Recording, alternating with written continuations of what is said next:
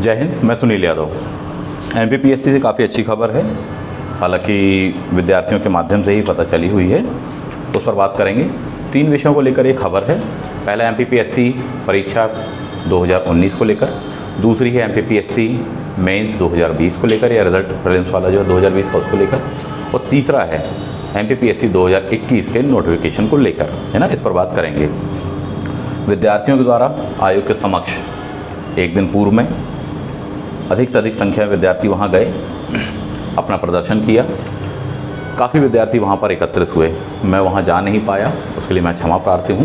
मैं उन सभी विद्यार्थियों को सपोर्ट करता हूं कि वे अपना हक मांग रहे हैं, रोज़गार मांग रहे हैं, नोटिफिकेशन मांग रहे हैं और ईमानदारी से एक प्रक्रिया को अपनाते हुए, लोकतांत्रिक प्रक्रिया को अपनाते हुए जीवन में आगे बढ़ने के अवसर मांग रहे हैं, है ना। तो बहुत से विद्यार्थी वहाँ पर गए, बहुत ही अच्छा प्रयास किया और सबसे ख़ास बात है कि वहाँ से ये खबरें निकल कर आई हुई हैं। काफ़ी ऑथेंटिक जानकारी वहाँ से प्राप्त हुई है हमें इन विषयों को लेकर के। सबसे पहली बात, उन सभी विद्यार्थियों को बहुत बहुत धन्यवाद जो विद्यार्थी वहाँ पर उस प्रदर्शन में शामिल हुए साहब, ठीक, कि उनके द्वारा यह प्रयास किया गया और इसका परिणाम अंततः ये निकला कि हाँ, आयोग के ऊपर एक दबाव बना कि साहब कुछ इस तरह से चीज़ें हों कि बच्चों को जानकारी मिले, विधिवत जानकारी मिल पाए। आयोग ने जो भी बातें कही हैं, हालांकि उन पर भी अपन अभी विचार कर लेंगे, लेकिन ये ज़रूर है कि मैं उनका आभार व्यक्त करता हूँ। और ना केवल मैं, बल्कि देखिए वहाँ पर मान लीजिए कि 1000 स्टूडेंट गए थे, एक उदाहरण दे रहा हूँ। उन 1000 विद्यार्थियों ने कितना अथक प्रयास किया होगा जब जाकर बेचारे वहाँ वो पहुँच पाए, कितना रिस्क लेकर जाते हैं, सारी बातें उसमें जुड़ी हुई हैं। गए तो 1000, लेकिन उसका लाभ लाखों विद्यार्थियों को मिलेगा, ठीक। अब वो चाहे कोई झाबुआ का हो, कोई चाहे एमपी का हो, चाहे एमपी के बाहर का हो, तो लाभ हम सभी को मिलेगा, हमारे विद्यार्थियों को मिलेगा। हम सभी को कृतज्ञ होना चाहिए उन लोगों के प्रति जिन्होंने इस कार्य को किया साहब। तो मैं अपना इसलिए आभार व्यक्त करता हूँ और साथ ही कृतज्ञता भी व्यक्त करता हूँ विद्यार्थियों के प्रति जो उन्होंने इतना प्रयास किया, और आपको भी करना चाहिए, ऐसा मेरा मानना है। खैर, वहाँ पर 3 बातें निकल कर आई हैं। सबसे पहले एक एक करके हम बात करेंगे एमपीपीएससी मेंस 2019 को लेकर। आयोग से इस बारे में क्वेश्चन पूछा गया कि साहब 2019 का जो मेंस है क्या वह दोबारा होगा। इस बात को लेकर कहा आयोग ने कि नहीं, मेंस 2019 वाला दोबारा नहीं होगा, जो हो चुका है वो हो चुका है, ठीक है। तो दोबारा ऐसी मेंस होने की कोई संभावना आयोग की तरफ से मना कर दी गई है। एक बात आपको बता दें, आयोग ने हालांकि मना कर दिया है, लेकिन यदि कल को कभी कोई मामला कोर्ट वगैरह में आ जाता है, यदि न्यायपालिका के द्वारा ऐसा कहा जाता है, हाईकोर्ट माननीय हाईकोर्ट के द्वारा कहा जाता है कि नहीं किसी विद्यार्थियों का आप दोबारा लीजिए, तो हो सकता है स्पेशल मेंस लेना भी पड़ जाए। परंतु अभी प्रारंभिक तौर पर आयोग ने इस बात को मना कर दिया, डिनाई कर दिया था, ठीक है। तो मेंस दोबारा नहीं होगा। यदि कोई विद्यार्थी कोर्ट चला जाता है तब फिर बात देखने वाली होगी क्या होने वाला है। दूसरी अगली बात जो है एमपीपीएससी प्रीलिम्स परीक्षा 2020 और 2020 का ही मेंस, उसको लेकर बात है। विद्यार्थियों के अभी स्कोर कार्ड आए हुए हैं साहब, ठीक। कई विद्यार्थियों का कहना ये है कि सर हमारा जो स्कोर हमारे अकॉर्डिंग था, मान लीजिए हमारा 70 था, लेकिन हमारे 60 ही आ रहे हैं वहाँ पर क्वेश्चन, तो स्कोर कार्ड में और हमारे परफॉर्मेंस में अंतर आ रहा है। उसको लेकर काफ़ी विद्यार्थी परेशान हैं। इस चीज़ को लेकर मैं बताना चाहूँगा, जो मेरा सजेशन है कि सबसे पहले तो आप अपनी ओएमआर शीट डाउनलोड कीजिए साहब, ठीक। उसकी पूरी प्रक्रिया दी हुई है, उसको डाउनलोड कीजिए, उसको बहुत अच्छे से चेक कीजिए, अपने क्वेश्चन पेपर के साथ मैच कीजिए, आपने क्या वही लगाया था जो कि सही आंसर है, उसके बावजूद भी क्या ऐसा हो रहा है। कहीं ऐसा तो नहीं कि हमसे गलती हो गई, हमको बी लगाना था लेकिन हमने सी लगा दिया हो, हमें ध्यान बी का हो, ठीक है। तो ऐसी गलतियाँ हो जाती हैं कई बार, तो एक बार उसको क्रॉस चेक कर लीजिए साहब, ठीक। क्रॉस चेक कर लेने के बाद में जब आप इस बात पर पहुँचे, निष्कर्ष पर पहुँचे कि नहीं साहब मैंने बिल्कुल सही लगाए थे, मेरे 70 ही हो रहे हैं, अकॉर्डिंग टू ओएमआर शीट भी हो रहे हैं, परंतु स्कोर कार्ड में कम अंक आए हैं, आपको तत्काल आयोग से संपर्क करना चाहिए। चाहे उनके फ़ोन नंबर पर आप कॉल कीजिए, चाहे बिना देर करे आपको वहाँ जाना चाहिए, क्योंकि रिज़ल्ट कभी भी आ सकता है, ठीक है। और रिज़ल्ट आने के बाद में फिर एक प्रक्रिया ही अलग शुरू हो जाने वाली है, तो उसका इंतज़ार मत कीजिएगा, ऐसा मेरा सजेशन है। तो आपको सबसे पहले ओएमआर शीट डाउनलोड करना चाहिए, उसमें से क्रॉस चेक करना चाहिए कि आपने अपने क्वेश्चन पेपर में जो लगा के आए थे उसका एक पॉइंट तो बनाया होगा आपने अपने क्वेश्चन पेपर में कि हाँ मैंने इसका आंसर 70वें नंबर का क्वेश्चन सी लगाया है, 71वें का बी लगाया है, 72वें का डी लगाया, कुछ तो किया होगा, उससे मैच कीजिए। कुछ याददाश्त से आप अपने मैच कर लेने वाले हैं और ओएमआर शीट से उसको मैच करके देख लीजिए, एग्जैक्टली वही आ रहा है, वाकई में डिफरेंस आ रहा है, तो हो सकता है कैलकुलेशन में, काउंटिंग वगैरह में कमी आ गई हो या कोई समस्या हो गई हो सकता है आयोग की तरफ से कोई गलती हो गई हो सकता है अपनी तरफ से भी हो गई, दोनों की बातें संभव हैं। उसको मैच कर लेने के पश्चात में यदि आप अपनी बात पर कंफर्म तो फिर किससे संपर्क कीजिए, आयोग से संपर्क कीजिए बिना देर करे साहब। ठीक है, तो ये आपको करना चाहिए। और भी इससे संबंधित कोई ऐसी क्वारीज वगैरह हो तो मुझे बताइएगा, उस पर भी हम बात कर लेंगे। तो कई विद्यार्थियों ने कमेंट बॉक्स में इस चीज़ को कहा था। नेक्स्ट पॉइंट आ जाते हैं MPPSC प्रीलिम्स परीक्षा 2020 का रिजल्ट। इस बात को लेकर आयोग ने क्या कहा है? रिजल्ट को लेकर कोई डेट उन्होंने नहीं बताई है। आयोग के पास में मैं पिछले वीडियो में बता चुका हूं कि शासन से एक आदेश आना है रिटर्न को लेकर साहब। लिखित में जब वह आदेश आ जाएगा तभी उसके बाद उसकी प्रक्रिया आगे बढ़ने वाली है। अन्यथा मैंने आपसे कहा था कि आपके रिजल्ट पहले ही तैयार रखें, एक नहीं दो बात मैंने आपसे कही थी। सब 14% OBC रिजर्वेशन वाला भी तैयार रखा हुआ है, 27% को लेकर भी तैयार रखा हुआ। जैसा ही आदेश आएगा शासन की ओर से, मध्य प्रदेश राज्य सरकार की ओर से, वैसा रिजल्ट आपको देखने को मिल सकता है। तो पिछले वीडियो मैंने ये बात बताई थी, जाकर ज़्यादा है तो आप उससे देख लीजिए, उसमें काफ़ी डिटेल में चर्चा की गई है। नेक्स्ट पॉइंट आ जाते हैं प्रीलिम्स परीक्षा 2020 के रिजल्ट के बाद में मेंस कब होना है। नवंबर की डेट दी हुई है, टेंटेटिव डेट दी हुई थी, कैलेंडर वगैरह में था। प्रीलिम्स की डेट भी वहीं पर दी हुई थी, मेंस की 23 नवंबर से लेकर आपको 28 तक के बीच की टाइम ड्यूरेशन दी हुई है।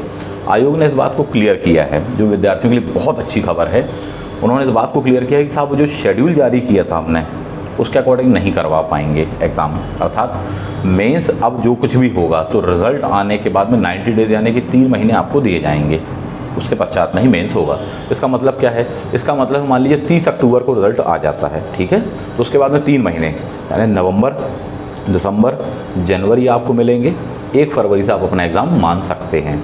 इन 3 महीने के दौरान में आपको फॉर्म भरने से लेकर सारी चीज़ों की प्रक्रिया की जो भी चीज़ें हैं उनको करने के लिए एक समुचित समय मिल जाने वाला है।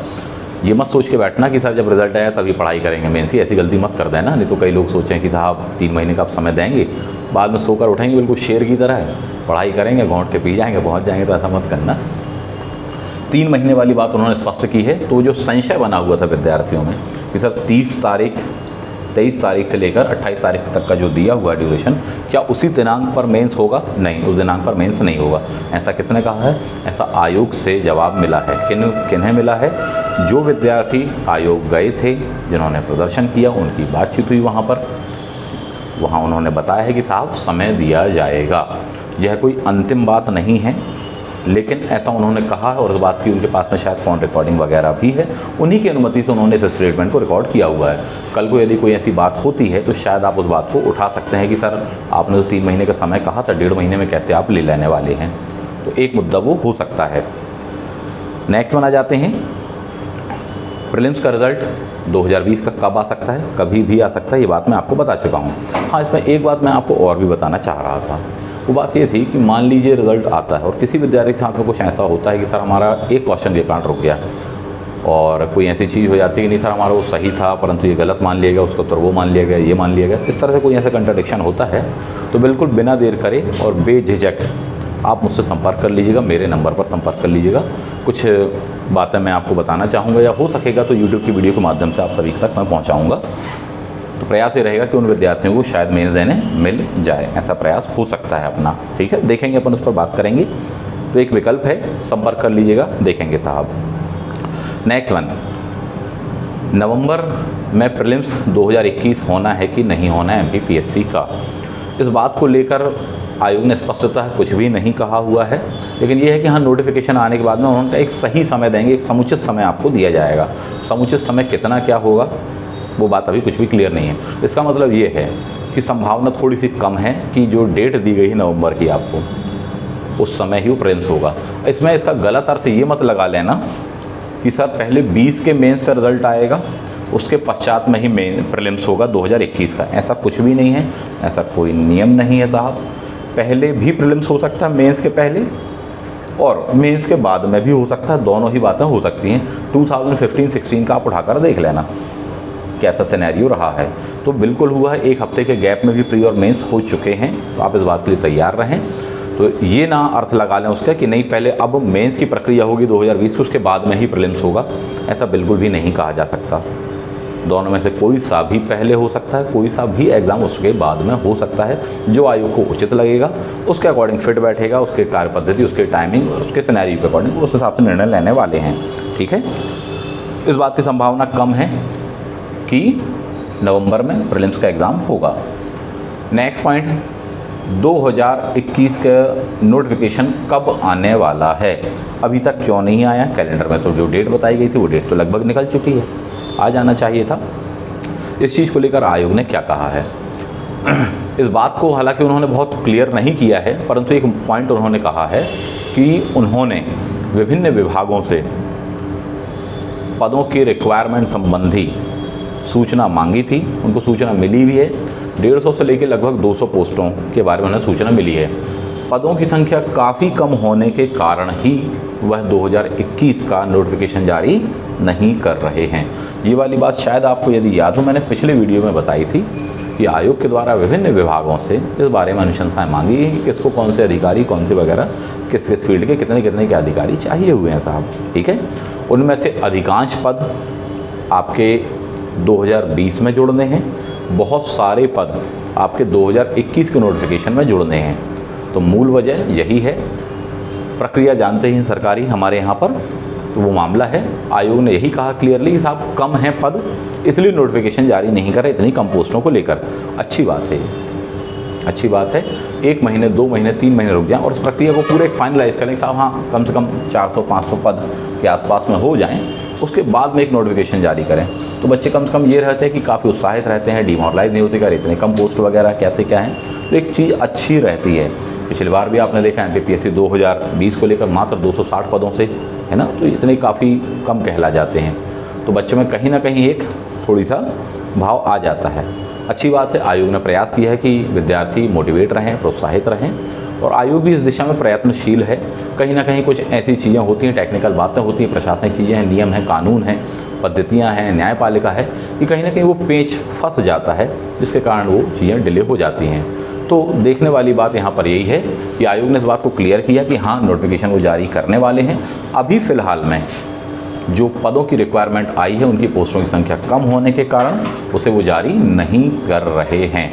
इसका मतलब है कि उस प्रक्रिया को तेज करेंगे, और भी अनेक विभाग जिनसे जवाब नहीं आया है उनसे जवाब मांगने वाले हैं, त्वरित जवाब मांगने वाले हैं साहब, और उन जवाबों के अकॉर्डिंग ही वो अपना नोटिफिकेशन जारी करेंगे। उनका भी प्रयास यही है कि साहब हाँ पदों की संख्या कम से कम इतनी हो कि विद्यार्थियों को भी लगे कि हाँ एक ज़्यादा संख्या में पद आए हैं। आयोग भी उस पूरी प्रक्रिया से गुजर रहा है, इतनी मेहनत करता है, तो उसे भी परीक्षा कराने में सीधी सी बात है कि हाँ एक अच्छा अनुभव फील हो सके साहब। तो ये 3 बिंदु थे जिस पर हमने बात की, MPPSC 2019 को लेकर, MPPSC 2020 को लेकर, MPPSC 2021 को लेकर। इसके अलावा भी यदि कोई आप लोगों के दिमाग में कोई प्रश्न हो, किसी बात को आप पूछना चाहते हो, निश्चित रूप से आप कमेंट बॉक्स में आ सकते हैं, उसमें पूछ सकते हैं। जब भी मैं उसे देखूंगा अगली वीडियो में उन प्रश्नों को उत्तर देने का मैं प्रयास करने वाला हूं। मिलते हैं आप सभी से अगले वीडियो पर। थैंक यू, जय हिंद।